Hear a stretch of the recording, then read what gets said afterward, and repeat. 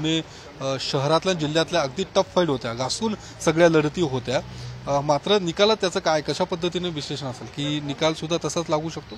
निश्चितपणे जे high voltage लढती आहेत त्यामुळे निकाल हे बदलणारे असतील आणि मला असं वाटतं की महायुतीला जरा थोडंसं जिल्ह्यामध्ये पुणे जिल्ह्यामध्ये जर अजित पवार इकडे आल्यामुळं थोडंसं जागा वाढताना पाहायला मिळतील. आपल्याला 13 ते 14 जागापर्यंत महायुती जिल्ह्यामध्ये आपल्या जाईल आणि त्यामुळं महायुतीचा वाटा जिल्ह्यामध्ये जास्त राहील. कारण बरेच बलाढ्य जे नेते आहेत, पवारसाहेब सोडले तर बाकीचे वळसे पाटील असतील, भरणे असतील, स्वतः अजित पवार असतील, हे महायुतीकडे आहेत. आणि आपण पाहिले की महायुतीमध्ये शहरामध्ये देखील भाजपचा वोटर जास्त असल्यामुळं जास्त जागा भाजपला पुण्यामध्ये मिळतात. आता अनेक वर्षाचा इतिहास आहे की काही मतदारसंघ आपण भाजपचेच आहेत असं आपण बोलतो. त्यामुळं निश्चितपणे चांगल्या प्रकारे महायुतीला या ठिकाणी यश मिळेल असं मला विश्वास वाटतो.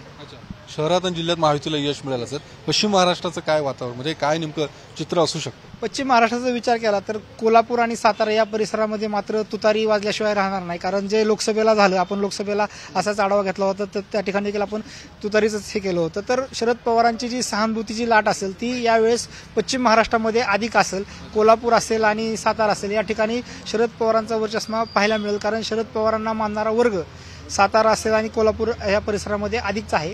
निश्चितपणे तिथल्या ज्या हाय व्होल्टेज लढती सगळ्या त्या लढतीकडे जर आपण पाहिलं तर अगदी सांगलीपर्यंत जरी गेलं तरी रोहित पाटील हे एक नवं नेतृत्व आहे. परंतु युवकांना एक आर आबांच्या नंतर एक हे जे मोठं नेतृत्व मिळाले त्यामुळं लोकांना फार एक वेगळी सहानुभूती त्यांना मिळते आणि त्याच्यामुळं निश्चितपणे महायुतीला चांगल्या जागा मिळतील.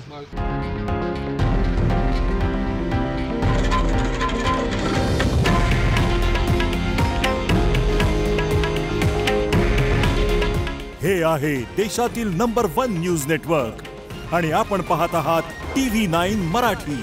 काळजी तुमची, हित महाराष्ट्राचं.